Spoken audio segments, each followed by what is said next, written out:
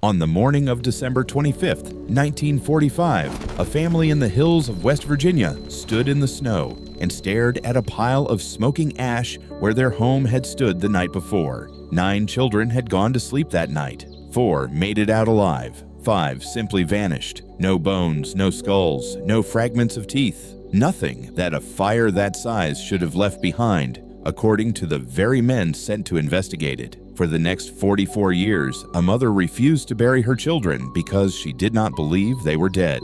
She chased leads across a dozen states. She hired investigators. She put up a billboard on the side of a highway with her children's faces on it, and it stood there for decades, becoming a landmark that locals passed every single day without knowing the full weight of the story behind it. To this day, no one has ever proven what actually happened to the Sodder children. Not officially, not conclusively, not once. This is that story, pieced together from court testimony, newspaper archives, and the family's own private investigation, which in many ways became more thorough than the official one ever was. To understand why this case refused to close quietly, you first have to understand who George Sodder was. Born in Sardinia, Italy, George arrived in the United States as a teenager, alone, with almost nothing. He worked his way through a string of manual labor jobs, coal mining, construction, driving, before settling in the small town of Fayetteville, West Virginia, a coal country community carved into the Appalachian Hills. By the 1920s, George had built something for himself.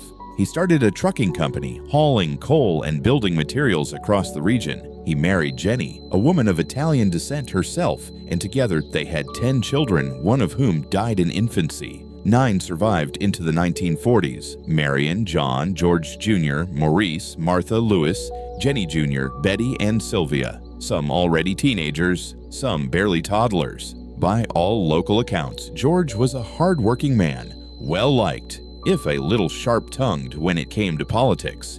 And it was politics that may have first put a target on his family, long before anyone understood how. George never hid his contempt for Benito Mussolini. In a region with a sizable Italian immigrant population, opinions about the fascist government back home were divided. Some men in town still had family in Italy. Some sympathized with the regime. Some simply didn't want to talk about it at all. George talked about it constantly and loudly at diners, at the trucking yard, in the street. He argued with strangers. He argued with acquaintances. On at least one occasion, according to family accounts passed down over decades, an argument escalated to the point where a man reportedly told George that his house would burn and his children would die as punishment for the things he said. At the time, it read as a threat made in anger, the kind of thing men say when they've had too much to drink and too much pride. Nobody took it as a literal plan. Nobody, that is, until it happened almost exactly as described.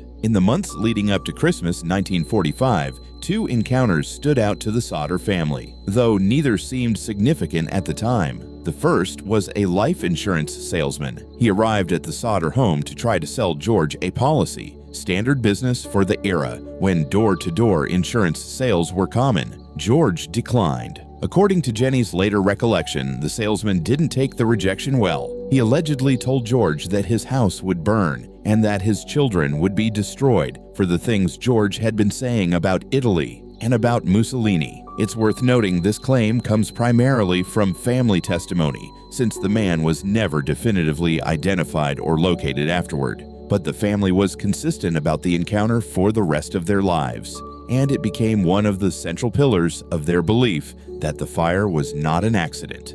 The second was a stranger who appeared at the house in the fall of 1945, asking about hauling work. He walked the property, apparently studying the layout of the house and the yard, in a way George's oldest daughter Marion later described as unusual, more like scouting a location than assessing a job. He left without any work being arranged. Individually, neither event would have meant much. Salesmen get rejected and grumble. Strangers ask about odd jobs in small towns all the time, but taken together and viewed backward through the lens of what happened weeks later, they became, in the family's mind, the first threads of a much darker pattern.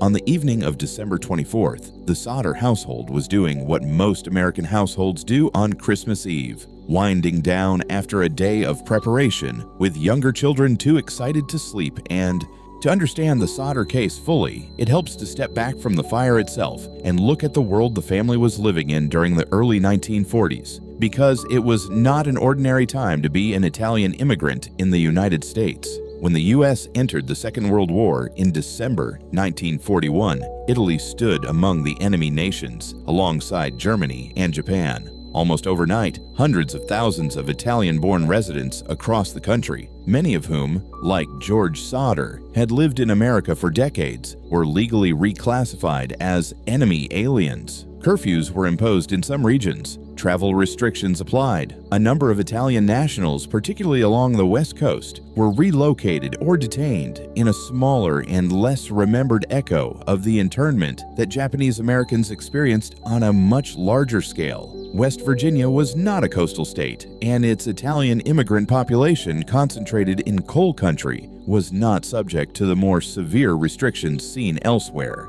But the social atmosphere still shifted. Suspicion toward anyone with visible ties to Italy increased. Neighbors who had lived side by side for 20 years found themselves being quietly, and sometimes not so quietly, questioned about their loyalties. George Sodder was, by the time of the fire, a naturalized U.S. citizen, and his outspoken opposition to Mussolini should have placed him firmly on the safe side of that suspicion. But it also placed him in the middle of a bitter, sometimes violent argument within the Italian-American community itself, between those who still held any sympathy for the old country's government and those like George who had turned fiercely against it. In small, tight-knit immigrant communities, disagreements like this were not abstract. They played out in person, in bars, in church halls, in trucking yards, among men who knew each other's families and each other's addresses. This context matters because it reframes the alleged threat from the insurance salesman and the alleged threat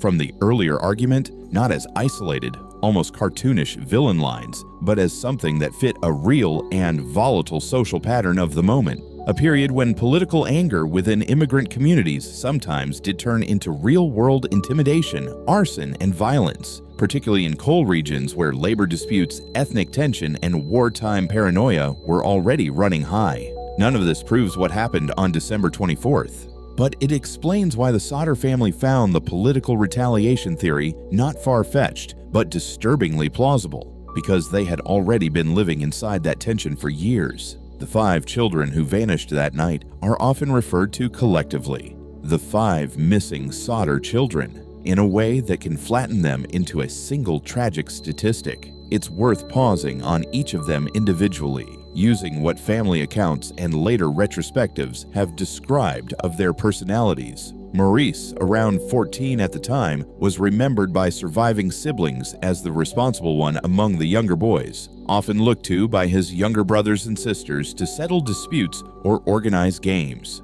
He had shown an early interest in his father's trucking business and reportedly talked about eventually taking it over. Martha, around 12, was described as bookish and quieter than her siblings, someone who preferred reading by the window to playing outside in the yard. Neighbors recalled her as unusually polite for her age, the kind of child adults singled out for compliments. Louis, around 9, was remembered as mischievous and quick with jokes, the child most likely to be blamed half-jokingly whenever something went missing or broke around the house. It is Louis whose face the family believed they recognized decades later in the anonymous photograph, a detail that gives his individual story a particular emotional weight in the broader narrative. Jenny Jr., around 8, shared her mother's name, and, according to family accounts, some of her mother's stubborn determination even at a young age, a trait that, had she lived, family members later said they liked to imagine she'd have carried into adulthood. Betty, the youngest of the 5, around 5 years old, was remembered simply as the baby of that particular group, old enough to talk and play, young enough that most memories of her come filtered through her older siblings' recollections rather than her own. These portraits are necessarily incomplete, assembled from decades-old family recollections, newspaper retrospectives, and interviews given by surviving siblings later in life. But they matter, because true crime storytelling can easily reduce victims to plot devices in someone else's mystery. Before Morris, Martha, Louis, Jenny Jr., and Betty were case details. They were 5 specific children, each with